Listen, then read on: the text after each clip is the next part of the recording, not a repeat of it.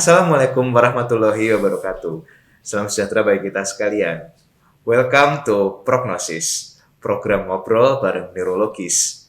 Kali ini kita berjumpa kembali di episode yang kelima dalam rangka persiapan menuju event Sunshine 2022 in conjunction with NAMNIC 2022. Sunshine itu Solo Update on Neurology, NAMNIC adalah National Annual Meeting of Neurointensive Care. Dalam episode yang kelima kali ini, kita akan membahas tentang kedaruratan di bidang neurologis. Dan tentunya di samping saya saat ini sudah hadir pakarnya yang berpengalaman di bidang kedaruratan nih, dari para pemirsa sekalian. Izinkan saya memperkenalkan beliau. Beliau adalah Dr. Ba'aret Lukman Hamidi, spesialis neurologi konsultan. Selamat siang, dokter. Selamat siang, Dr. Erda. Oh, okay. Terima kasih, dokter. Beliau lahir di Sragen tanggal 30 Juli tahun 1986. Menempuh pendidikan dokter di Fakultas Kedokteran UNS, program pendidikan dokter spesialis neurologi juga di FK UNS, dan beliau sempat menjadi asisten dosen laboratorium farmakologi UNS sampai dengan tahun 2011 dan juga dokter umum di klinik BPRI, dan beliau memiliki banyak sekali riwayat penelitian dan juga terkait dengan poster dan juga penghargaan yang diperoleh beliau. Dan langsung saja kali ini kita akan berbincang bersama dengan beliau dalam kesempatan ini. Bagaimana dokter pagi ini kabarnya? Iya, bagus, super. Wah, super ya dok ya. Terlihat segar ini dokter ya. Iya, walaupun puasa ini memang harus segar. Wah, mantap, harus energik ya dok ya. Iya. Jadi kita ini mau bercakap-cakap tentang kedaruratan medis dokter di bidang neurologis dok. Kira-kira dari banyak kedaruratan ini apa yang mau kita bahas hari ini ya dok? Iya, kalau melihat dari kegawatan di bidang neurologi sebenarnya ada banyak ya. Ada yang digolongkan berdasarkan gejala dan ada yang digolongkan berdasarkan penyakit. Nah, yang berdasarkan gejala ini cuma ada 3 sebenarnya. Penurunan kesadaran, kemudian peningkatan TIK, dan yang terakhir adalah kejang gitu, atau adanya status epileptikus. Gitu. Cuman nanti yang akan kita bahas mungkin karena terbatasnya waktu ya, mungkin kita cuma bahas satu saja, yaitu tentang penurunan kesadaran. Penurunan kesadaran ya dok. Nah, itu pun kalau yang berdasarkan penyakit ada banyak, ada stroke, kemudian trauma yang biasanya ada epidural hematom, subdural hematom, kemudian infeksi, itu juga sebenarnya bisa dibahas, tapi mungkin di lain waktu ya dok ya. Jadi kita nanti mungkin fokus dulu satu di penurunan kesadaran. Ya, jadi pemirsa kita akan membahas tentang penurunan kesadaran dalam kesempatan kali ini dari 3 gangguan yang masuk di emergensi ya dokter ya, di bidang neurologi. Mungkin kita mulai dari pengertiannya dokter. Penurunan kesadaran tuh seperti apa dok? Sadar tuh kayak gimana gitu dok? Mungkin bisa dijelaskan ke pemirsa nih dokter. Sadar itu meliputi 2 komponen. Dia wakeful atau sadar dan konsentrasinya penuh atau yang dinamakan dengan aware gitu. Kemudian kalau secara umum mudahnya itu sadar itu adalah dia siap, sadar, kemudian konsentrasinya bagus terhadap lingkungan dan sekitar. Gitu. Begitu. Jadi secara umum seperti itu. Jadi ada awake dan ada aware tadi ya dokter. Iya. Terus kalau misalkan nih dok, tadi kalau misalkan penurunan kesadaran itu apakah harus keduanya, awake dan aware ini, atau hanya salah satu, atau bagaimana dok pengertiannya dok? Iya, dia memang harus dua-duanya. Jadi disebut sadar kalau dia bisa awake, sadar penuh, sadar kemudian aware, jadi dia konsentrasinya atau perhatiannya terhadap lingkungan itu bagus. Misalkan dia awake tapi tidak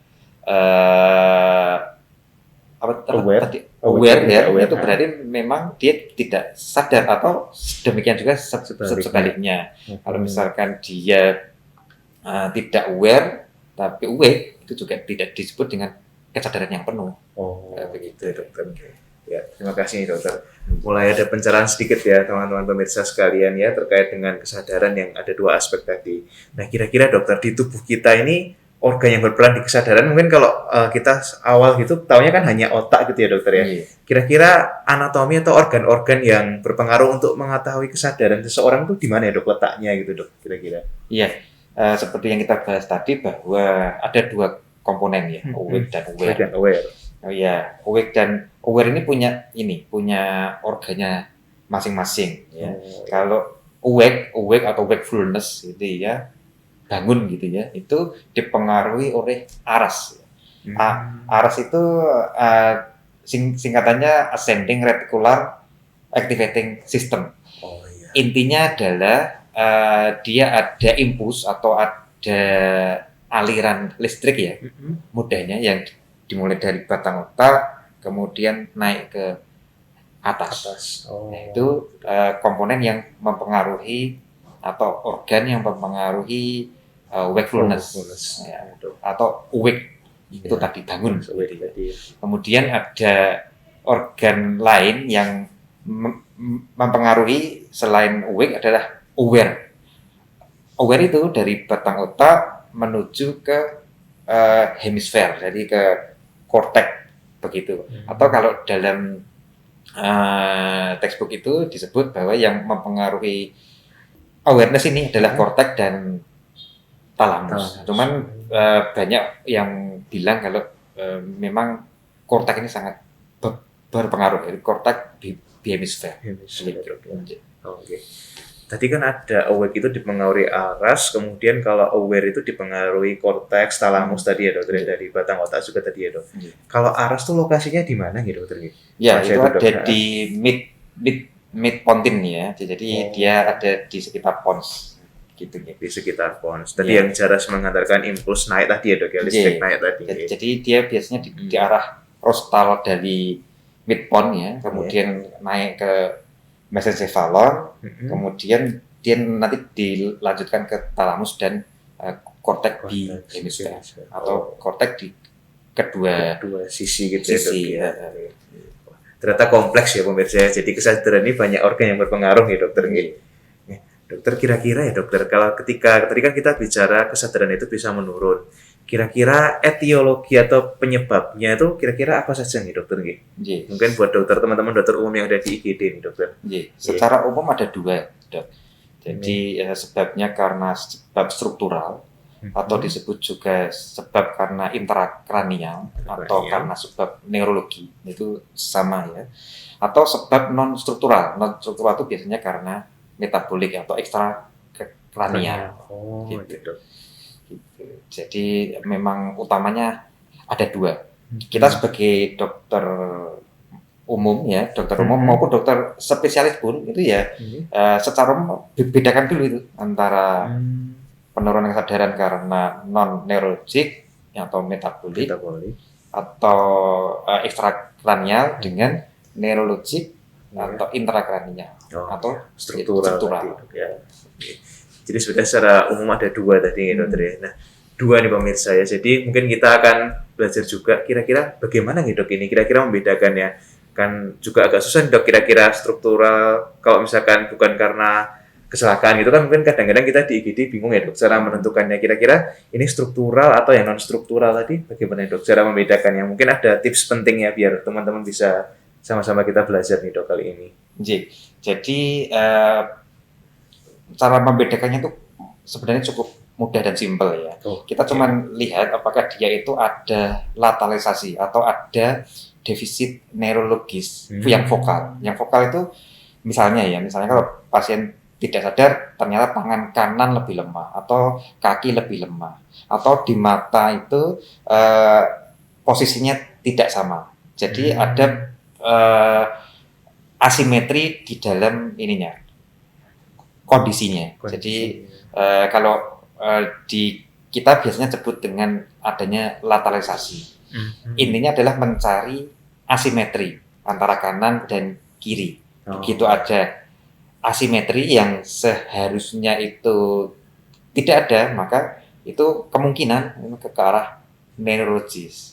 Kemudian yang kedua adalah lihat pupilnya reaktif atau tidak. Kalau pupilnya itu ternyata reaktif, maka dia itu lebih mengarah ke metabolik atau non neurologis.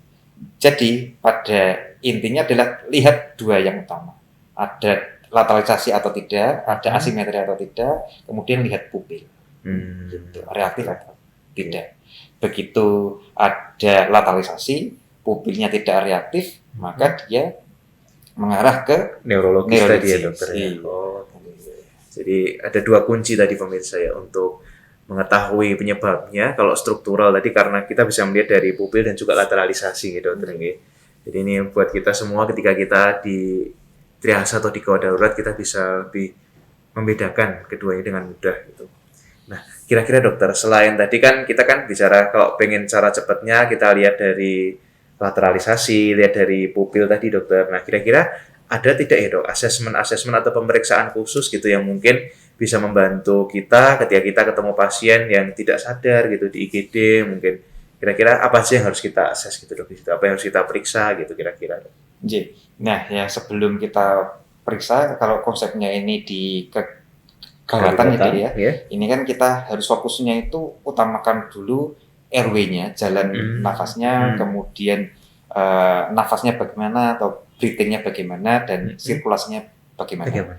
Nah, utamanya harus itu dulu, ABC harus beres dulu ya. ABC harus beres. Nah, biasanya untuk kalau teman-teman di IGD atau di layanan primer itu begitu ada pasien dengan penurunan kesadaran harus dipasang monitor dulu. Kalau tidak ada monitor, ukur vital sign dulu. Jadi nafasnya bagaimana, laju nafas ya, kemudian laju nafas, kemudian dari tensinya bagaimana, nadinya bagaimana, suhunya bagaimana, dan yang sekarang untuk update sekarang kan ada nyeri. Apakah ada gitu. Jadi ada 5 itu ya dok ya. Jadi kita assess itu dulu, kita lihat dulu. Dari situ pun kita juga bisa bisa menjadi petunjuk apakah pasien ini penurunan kesadarannya ini disebabkan oleh suatu hal gitu. Semisal pasien datang dengan ternyata ketika diukur saturasinya 80, maka berarti ini ada kemungkinan masalahnya kalau enggak di airway-nya, jalan nafasnya, ya di breathing-nya. Maka ditangani dulu yang yang lebih penting. Yang penting diurutkan antara airway, breathing, dan sirkulasi dulu. Sambil nanti dicari sebabnya itu apa. Dan berbeda asesmennya dengan pemeriksaan biasa. Kalau di penurunan kesadaran itu, kita biasanya lakukan secara simultan. Jadi sambil ditegakkan ABC-nya beres atau tidak, bagus atau tidak, kita periksa komponen. Kemudian kita cek juga komponen yang lain secara simultan, seperti yang disebutkan tadi, vital sign-nya bagaimana. Dari vital sign kita dapat petunjuk juga ini yang perlu dibenahi yang mana. Kemudian baru setelah itu kita ukur. Kalau ada di kita itu biasanya cara mengukur kesadaran kita pakai GCS. Atau Glasgow Coma Scale. Gitu. Iya dok. Kira-kira ya dok ya.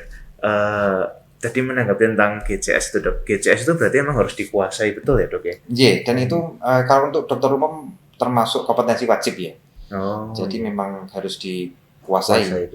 Kuasai. Dan bedanya dengan bidang-bidang lain, kalau di neurologi itu dalam penilaian GCS itu diutamakan kita harus benar-benar menilai AI-nya bagaimana, motoriknya bagaimana, kemudian verbalnya bagaimana, dan biasanya tidak kita jumlah. Tapi untuk kepentingan triase, kepentingan kita memilih pasien ini masuk ke golongan apa, itu memang harus dijumlah.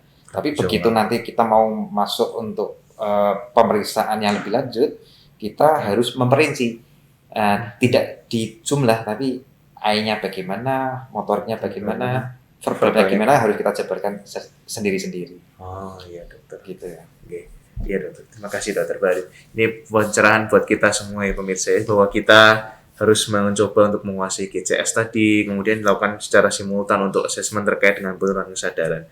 Nah mungkin dokter izin tanya lagi dokter, terkait misalkan tadi secara simultan itu bisa agak dijelaskan itu dok, mungkin kira-kira simultannya itu bagaimana? Kan kita kan kalau di IGD itu kan berpacu dengan waktu ya dok ya. Iya. Nah itu mungkin bagaimana dok kira-kira biar teman-teman pemirsa sekalian ini bisa juga ketika nanti ketemu pasien IGD itu bisa simultan dengan pas gitu dokter. Iya. Halo.